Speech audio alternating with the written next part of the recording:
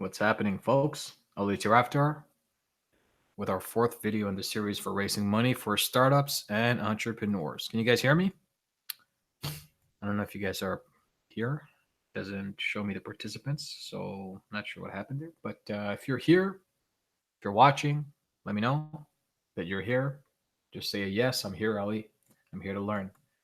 Today's going to be interesting. It's going to be a little bit longer than our usual content because we're going to go deep dive into the multiple funding channels that you can go through to get your startup or your entrepreneurial idea underway. So those joining us, let us know that you're here. Just say, yes, I'm here, or a simple yes, and let's get started, guys. I'll just give it a few more seconds or probably a minute or two before everybody joins us so that we can continue on hopefully with the session of raising capital here for your business. I'm just waiting.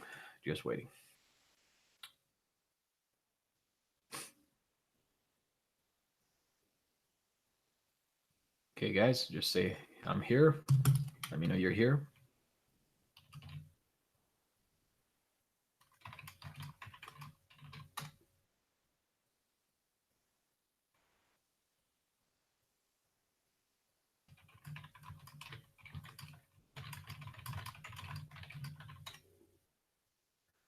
I mean, if you guys can hear me, just type in a yes.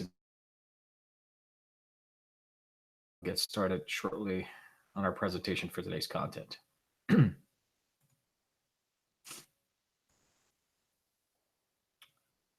Let's see here. I'll also look on my phone because you never know. Sometimes what happens is you guys get the notification late when it comes to YouTube on the fact that I'm live. So I have to give it a few seconds or a couple of minutes before we can actually do that. If you guys are here, again, type in a yes. Let me know that you're here participating so we can proceed with our content. And if not, then it's no problem. Probably you're not signed into Google to provide answers. All right.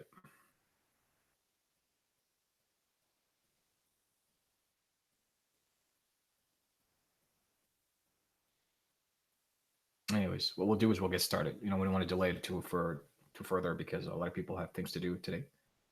Now to start, it is Friday, so good Friday, everybody.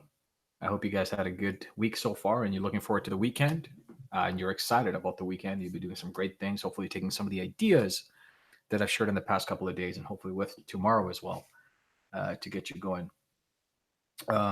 So today's topic is going to be funding your business through multiple funding avenues, what you can do. What's the best way to go about doing that so that you can benefit as well as creatively understanding the financial vehicles that you have around you to create the maximum value. All right. So of those who are here, just type in a yes. Just keep typing away. So at least I know you guys are participating. Of those who are watching the replay, leave me a comment below. Like this video, share this video, and subscribe if you're new to the channel. Log in and subscribe because you're going to get a lot of great content that I'm going to be sharing regularly here. You don't want to miss out, right? You want to be one of the first to be notified so you can take those actions and move ahead with your wealth and your life, especially when it comes to business and building a successful business that you can get some capital for. So I'm going to go ahead and share my screen. Let's see here. Hopefully you guys can see this just like the other days. I just want to share my screen so we can proceed with the presentation. All right. So far, so good. Hopefully you guys can see that. I'm not sure if you can type in a yes or what you can do there. Let's see. Either way. So what's going to happen is we're going to start right away and we're going to hold up the questions until the very end. Hopefully there's time for questions. Try to keep it on a tight schedule because I want to make sure I can go through all the content today without any disruptions and hopefully with some great participation at the end. So let's begin. So today we're going to talk about how to get money as a business and an entrepreneur and some of the multiple funding avenues that you can go through. So far, we've talked about taking your idea and turning it into an incorporation. And then we also discussed the concept of personal guarantees, how to waive those guarantees, how to protect yourself from risk, how how to temporarily get a guarantee so that you can walk out and salvage yourself on a personal credit basis, so you don't put a lot of risk in your own shoes. We also talked about asset protection. And the reason why we did that was we wanted to talk about some of the nexuses or the links that are affiliated with you in case something goes wrong, because you can never protect your own assets, right? It's you can have to pre-plan and not plan reactively, because that's going to be too late. So in today's topic, we're going to deep dive into the multiple funding avenues. And the reason why we're doing this is because of obviously, the whole designation and dedication towards the five-part video series was to get you to this very important point. It's to get you to the point where you're going to get access to capital and money for your business as a startup, or if you have an entrepreneur, or you're an entrepreneur with a great idea that you're looking to, create a concept out of. Everything does require some sort of capital, some way, right? So that's why we are sharing this information with you. First things first, as usual, let's go over some of the things you would have learned in the past, 3 videos that we've done so far. Number one, we talked about taking an idea, acknowledging and understanding some of the ideas that are solid, the importance of how you position yourself, what we call power positioning, before you even launch. We also talked about the 5-point checklist to be mentally and physically able to endure the level of things that's going to come to you in your journey as an entrepreneur. We also talked about some of the rules for incorporating, right? What do you need to know, how to incorporate properly. And of course, I always advise you guys to seek your own legal counsel so you do it right. We deep dive into $1 million lesson of personal guarantees and some of the things you can do to protect yourself and how to avoid, getting in trouble when signing a personal guarantee. We also discussed the concept of the tactical and strategic asset protection that you have out there, what you can do to protect yourself, how to avoid risks on a legal basis, and how to smoothly transition into a risk-free environment where you can do business without headaches or pain or naysayers or even perpetrators who are looking to attack you for no good reason, right? So our next goal in the agenda, which are the most powerful items, is literally looking at the multiple funding avenues that you have, and some shortcuts, which is we're going to go to tomorrow. The 7 shortcuts to getting funding faster, more efficiently, and painlessly. And this will give you a complete overhaul on from idea to incorporation to getting the money in your pocket to do your business, right? So I hope you guys enjoyed so far what I've shared with you in terms of content. And today is going to be no different. It's always going to be exclusive, premium level information. I hope to give you more value every day. And hopefully tomorrow, by the time we conclude, you'll have a great picture and some clarity in terms of what you need to do to go out there and raise money. So once again, I just want to point out there are some rules to the content. I just want to make sure that everybody creates an open, collaborative environment and they respect each other, especially time. So please hold your questions until the very end. You're more than free to type in some words in the chat box, and I'll go ahead and check them out. We do understand that this is business-related topics, although credit-related topics are talked about, especially when it comes to personal guarantee. But in terms of the context that we're sharing, please present any questions in reference to that. As always, I am not an attorney or a legal professional. I'm just simply sharing ideas through these presentations for your purpose of education and for you to be informed. Now, you're more than welcome, and I always encourage you to go out there and do your own research so that you can collect information, put it together, and get some opinions on your own. And furthermore, if you have a pen and paper, hopefully a notebook, you can take some notes. Some of the things I'm saying here may not be written in the slides itself, so you might want to take a couple of pointers here, to take away with you. And if you're watching the replay and you're not able to participate in our live chat, I want you to leave a comment below in reference to what you learned so I can answer your questions, and it'll show me that you've listened in. And if you're new, don't forget to subscribe, like this video, share it with those that you know for a fact would benefit from not just today's content, but everything that I've shared so far until this point. So with that said and done, let's go ahead and get into the funding avenues. So this approach is called multiple flanking approach. In the military term, flanking is attacking by the side. And you can do multiple flanks at the same time to really overpower your opponents, right? But in a strategic term, when it comes to funding, multiple flanking simply means looking at strategic avenues and attacking it all at the same time to get the goal of getting your business capitalized to whatever you want, right? So we're going to approach this in a very strategic way. First things first, you always have to keep in mind the goal, right? What is the objective of your capital raising, right? It's obviously to get down to the point where you actually raise money for your business to go and be able to capitalize on that. It means that you can reach your goal in multiple ways. You can do some temporary personal guarantees. You can do asset financing. You can do capital raising, so on and so forth. The ultimate outcome is the same. It's a perspective of working with multiple structures to reach your funding goal, whether it be $1 million, 10 million, 100,000, whatever the case. And in most scenarios, these are called micro LBO, leverage buyouts, right? However, you're basically not buying anything out. You're simply starting a business using leverage resources, what we call resourcefulness, to be able to reach your funding goals. And that's what should matter at the end of the day, because you want money for your business, and that's how you go about and get the money that you need. Alternatively, we're gonna also give you some ideas on how to use some of these different infrastructures and break it down and how you should approach that. So let's look at a capital structure by the multiple flanking approach. How would it look like? Right? If you look at this pie chart, we're looking at $100,000 example, right? Let's say you want to raise $100,000 for your business, and you're going through the MFA approach, right? The MFA capital structure. The first thing you're going to do, you're probably going to put your own cash, around $4,800. You probably want to guarantee some amount, maybe 23,800. Maybe you want to get some equipment financing, 42,900. And then whatever is remaining, you might want to raise a little bit of capital from investors. It happens, and that's definitely a huge possibility. So if you look at your screen, excuse me, I got a small cold here. You're going to see like the multiple vehicles that you have, right? Cash, invoice factoring, some contracts, personal guarantee, equipment financing, and investors. So that's a typical example of an MFA structure, right? That's how you can do it. Now, does it always work, right? Does the multiple flanking strategy always work, right? And if not, then what other strategies are out there? Because again, you want some clarity, right? You want to raise capital the best possible way without going through the path of least resistance, essentially, right? So let's answer that for you. So we have to understand the circumstances around the multiple flanking approach, the MFA, right? But I can guarantee you it always works. And the reason why it's because the MFA is not heavily reliant on any key factor, right? So for example, if a business does not have equipment, can you offset that by adding more of your personal cash and slightly higher guarantee amount, right?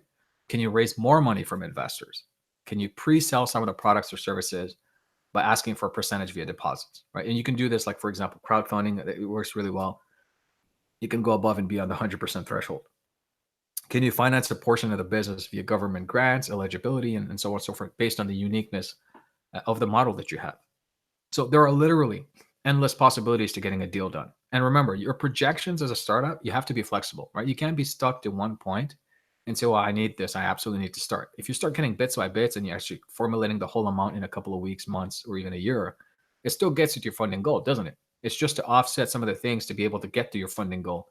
And you should be flexible with it and keep an open mind. That's the whole purpose behind it. You're a startup. You don't have much of a choice. You have to work with the resources you have at your disposal. So that's one of the strategies. Now, there's two stages when it comes to funding your business. A lot of people think, well, no, I just have to raise money for my business and that's it. That's all. The reality is there's a lot of mistakes that startups make. And the biggest ones are the fact that they calculate the required budget based on one pricing model, right? And that is the operational cost, inventory, logistics, delivery, and so on and so forth. The problem is that even though those may be good calculations, we have to factor in some of the contingencies, legal, accounting, and fail safes. Now, a lot of people say they undercut that because they don't feel the significance of that. But we talked about asset protection yesterday. We talked about the essentials of protecting yourself against litigators and potential sharks who are going after your business assets or personal assets. These are fail safes they have to keep in mind. And generally, a good rule of thumb is to factor in a good 20 to 25% on top of what you're asking for when you're raising the money, because these contingencies will demonstrate confidence not to your lender, but also your investors as well and your partners if you have any. It's a perspective of really being prepared. So let's assume you're trying to raise 100. Aim to raise at least 120 to 125,000. This is probably the best approach you can take because it'll give you some leeway to be able to protect yourself further and to be able to basically wind down and have the leverage that you need to be successful. So just keep that in mind. That's the golden rule, right? A lot of people say, well, I could just put a 5% contingency. I could put just let's say 2% contingency, and that should be enough. The reality is, you need to have more than that. That's just not enough. You just have to factor in every possible means of protecting yourself the right way.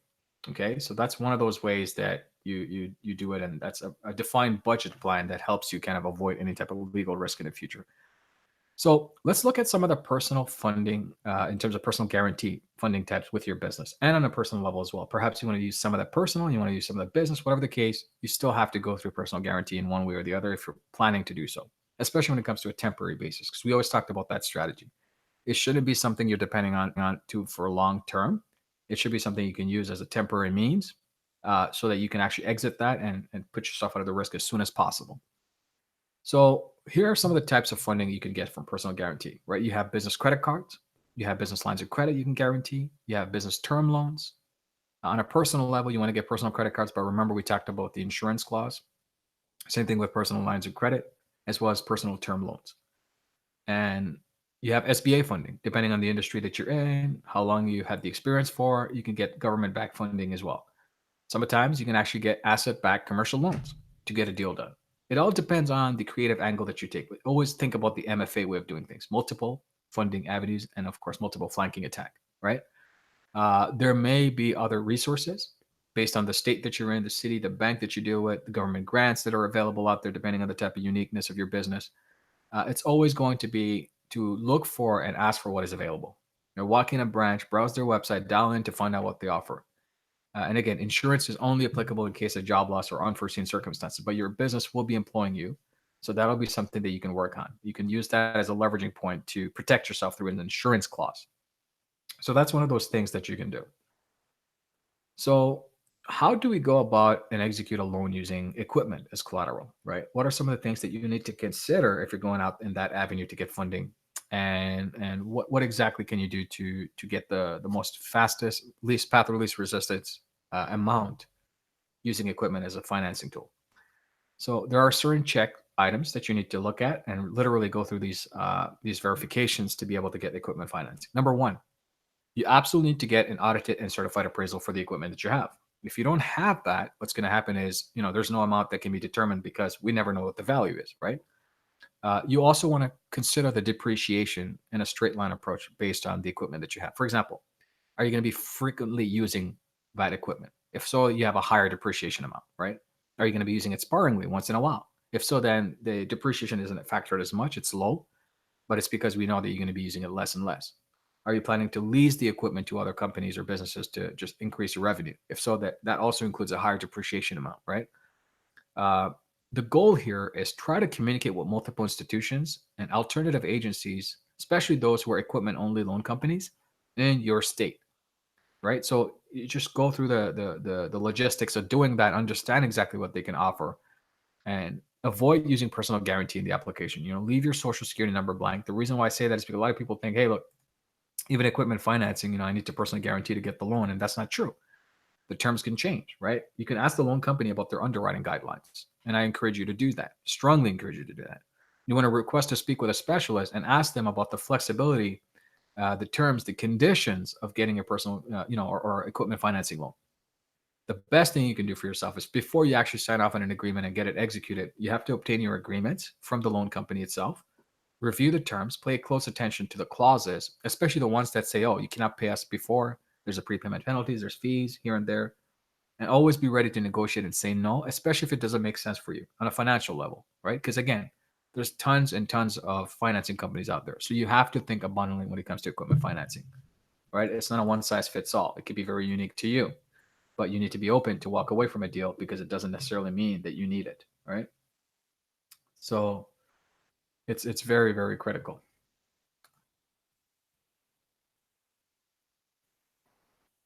Now let's execute an invoice factoring funding avenue, right?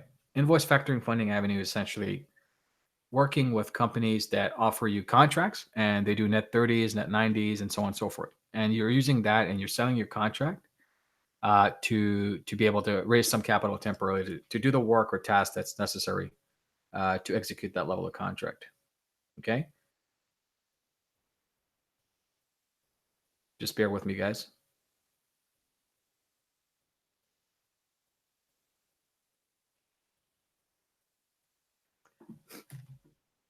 Perfect. So here's how you do invoice factoring. Some of the considerations you need, especially when you're going out there and trying to execute a contract for invoice financing. First things first, you have to be selective with the type of clients you're going to service because that's the only consideration towards invoice factoring. Why? It's because what happens is it's not dependent on your credit so much as much as it is depending on who is actually issuing the contract to you or who is giving you the job and you exchanging your agreement with that person or company. So what you're going to look for is at least a company that's been around for 3 to 5 years, possibly pull their business credit reports, get authorization and permission just to make sure that they're good and solid. That's a tool that you can use for invoice factoring.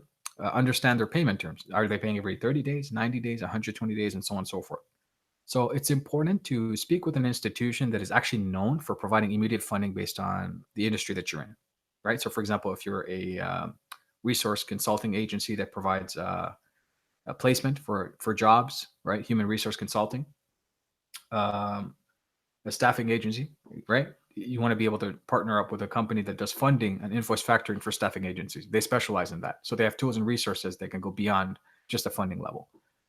More specifically, get a breakdown of procedures on how they pay out, how they collect the money from your customers. What are some of the legal ramifications, processes, and penalties? You want to get all the information ahead of time to be prepared. Again, risk mitigation. Structure your agreements to your attorney with the proper waivers and disclaimers when presenting it to your customers, especially when you're offering a contract. And be ready to say no. Again, it's a world of abundance, especially when it comes to invoice factoring and term financing. It's guaranteed almost for them. So you have the chance of giving them the business or not. And if it's not favorable to you and it doesn't make sense, there's no need to go ahead and sign on.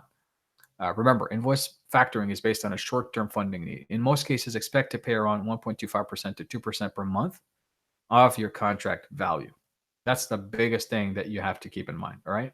But again, it's a short term funding thing. It does really help quite a bit. And it can actually give you some leverage when it comes to collecting the money that you need to start your business. It can help, especially if you've got contracts underway and you're able to service those contracts to reach the level of growth that you're looking for. So the other side to the capital raising is also looking through investors as a funding avenue. A lot of people think, well, no, I don't want to raise money from investors, or it has to be only investors, and that's not true. You can do that as part of your multiple flanking attack, right? It's another avenue. There are certain things with investors though that you have to be careful with. Number one, I'd strongly encourage you to go through capital matchmaking series. I have a description in the playlist, in the description of the video or in the comment section. I strongly encourage you to get advice from your attorney, especially securities, about a certain individual who knows about the space, the industry that you're in, and some of the legal challenges around that. Determine from which locations you're going to be raising capital, because that's very critical depending on the type of state you're in and what kind of filings you can do. Follow the protocol that the Securities and Exchange Commission highlighted out there with your attorney, right? Draft a complete offering document. It's basically a super business plan that explains all the risk disclosures to investors and some of the plans that you plan on, executing. Create an appropriate vehicle, so investment category, subscription types. With your attorney, look at some of the works of trustees, settlement accounts, registrars, where the money will be paid out timely, and then they can be dispersed to investors on a determined, term and interval. Generally speaking, Regulation D is the most convenient. So it's like 504, 505, 506, et cetera, et cetera. So you have to obtain the credentials from the SEC to file the Form D, which you're going to do with your attorney at the end of the day. So depending on the type of regulation you're filing, you can actually go ahead and advertise about your opportunity, but you have to disclose to them that you're only looking for accredited investors, and that's usually a 506(c)(d) when it comes to Regulation D, 506. So once again, is your business new and exciting? Does it impact society or the economy in a way that needs to be made aware of? Also, you can, if that's the case, and if it's newsworthy, probably consider doing a distribution every 4 to 6 weeks to get the word out there. Because what's going to happen is you're going to get picked up by financial bloggers, sites, and media agencies, depending on the type of impact that you're making. So it's important to consider these key elements when it comes to raising capital from investors. Hey, Lita, how are you? It's good to see you here. So yeah, that's one of those points of raising capital from investors if you're going to go that avenue. All right. Now, moving forward, let's assume you have a product or item, probably an invention, right? But you need money to launch that invention. And this is where crowdfunding really comes in, right? Now, you're never going to have a tremendous amount of success if you're not prepared in crowdfunding. There's a huge reason why, right? First and foremost, you have to go through different portals to see what's out there. Look at the amount of businesses that are listed. How successful are they at using the uniqueness of this portal to raise the money that they're looking for? What percentage of that money are they raising on average, right? How long has the site been around for? What's their process for approving a business onto their portal? So understand the complexities around these portals. Next, you have to create something compelling in terms of a story and in terms of how you're going to deliver value in that portal, right? Is it just that they're going to buy into a share of your company, or are they going to give them a product for the price, right? Basically, you're distributing a product, you're creating it and then delivering it. And basically you're selling that on your platform, but at the same, you're raising money. And it's just one of the avenues, right? It's an MFA. It's a multiple flanking attack. Crowdfunding can be just to get the money for your products and services, get it delivered. The rest could be the marketing channels, and the rest could be growth. The rest could be acquisitions, whatever the case. So, does your idea correlate with something happening in the world today? Is it newsworthy, right? Is your product going to help the tension, solve a problem, provide outcomes to your customers? Think about that. Create an editorial outline that is at least 6 to 12 months planned, because a crowdfunding success depends on how much buzz is out there and how important this specific idea or product is and how it relates to the world as of today. Distribute these releases, work directly with affiliates, who buy your products or services. Give the people a chance to join a movement or make a difference. If it doesn't have any of those components and you're just simply selling a product or service, maybe you won't have a great amount of success with your crowdfunding campaign. But it has to solve a specific problem, right? You have to think about it. Does it create a social impact? Can you donate a certain percentage of the money you raise through crowdfunding into a charity or mission that you support and is aligned with the product and service that you deliver? You have to identify and find people who are willing to share the idea with their people or their contact list. This also gets the word out there, it spreads it. And you can always compensate these people for that fact. So whatever it is, it's very critical if you're considering crowdfunding that you have a stellar marketing plan for building exposure, creating awareness, and driving the contributions from those portals that you're registered in. And a key important tool here is never have more than one portal at a time. A lot of people drive too many crowdfunding campaigns everywhere, they're spread out too thin, and it really confuses a lot of people who are trying to buy into their product because it shows that, look, this person's just looking for money. It's not really something unique. So if you have all these key elements and you show it in one portal and you have newsworthy content, a real mission behind it, and it's really making an outcome, guaranteed, you're going to have some sort of movement and synergies happening around that crowdfunding campaign that you're running. So you can combine multiple avenues to get the money that you need. Like we talked about, investors, personal guarantees, your personal cash, equipment financing, invoice factoring, business credit cards, and so on and so forth. But you always reach your financial goal, no matter what, especially if you're a startup and you understand all the risks and you prepared it so far based on the strategies that I've shared with you. So that's pretty much it, guys. I really wanted to share this information with you, in terms of the multiple funding avenues that you have available. There's much more that you can learn. I'm going to have my ultimate business credit mastery course come out soon. But I wanted to share this because I believe that you guys can greatly benefit from the explanation that I given here. And of course, I'm going to open it up to Q&A soon, so you guys can ask some questions. But before we do that, let's talk about what we're going to talk about tomorrow, Saturday. We'll talk about some of the shortcuts, 7 shortcuts more specifically, to funding with speed, efficiency, and impact, and how you can leap straight into your business in a matter of 2 to 3 weeks in terms of getting your funding goals. So that's pretty much it. That sums it up for the session in terms of the multiple funding avenues and using the MFA strategy to reach your funding goals. And hopefully I give you a checklist of how to go about it and approach those funding vehicles to create the success that you need. So let's go back on camera and continue our conversation here. So I hope you guys enjoyed some of that you learned, and you got some benefit out of it. Like I said, it's very unique. You can get creative. You can literally go out there and create a funding channel for yourself to raise the money that you need through these strategies that I just shared. It's not really complicated. You just have to go out there and execute to make sure that you get the best foot forward and you're well prepared so that you don't have to go through the struggles of figuring out on how to do it the right way, because it'll be pretty much done for you. So with that said, guys, I hope you enjoyed. What I'm looking forward to is some of the questions that you might have for me. So if you have any questions, please feel free to ask. The chat is open now. I'll be sharing the link of the playlist for capital matchmaking below in the comment section. And of course, our link to the next video. So I'm open to some questions, guys. If you have any questions, feel free to ask. I'll leave it open in the queue for a few minutes until we close it off. In the meantime, feel free to go through my other videos also based on, yesterday, Tuesday, talking about personal guarantees, asset protection. It's all geared towards raising capital as a startup, as an entrepreneur. But you absolutely need those vehicles because they will help you be ready when you go out there and do your thing, right? So go ahead and ask your questions, guys. I'll keep the queue open for the next few minutes. And hopefully you guys enjoyed today's content. Again, don't forget to like this video if you love the content that I shared with you right now. If you're watching this on a replay, feel free to comment below on some of the questions you may have based on what I just explained to you. And I'll do my best to answer you.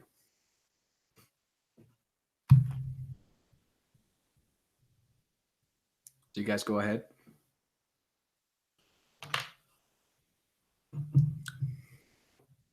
And remember, guys, you can reach your funding goals through these multiple channels. It doesn't have to be one specific, um, but you should be able to do it. You should be able to do it.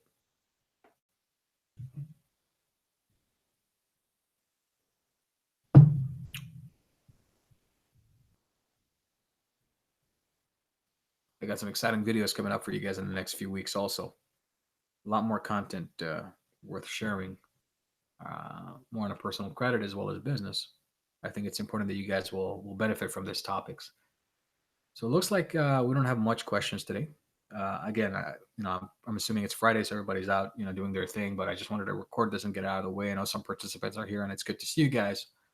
But if you're watching the replay, put the comments below, ask some questions. Talk at bestcreditresources.com if you're looking for any questions. I'll just put it up there. If you guys have any specific questions related to the topic that we shared about the MFA today. And tomorrow we'll go over the shortcuts. And I really look forward to serving you guys and giving you more content so you can use that to go out there and get some money for your business. All right. With that said and done, guys, it's good to see you once again. This is Ali Tarafdar, your guided mentor. I'll see you next time. Bye for now.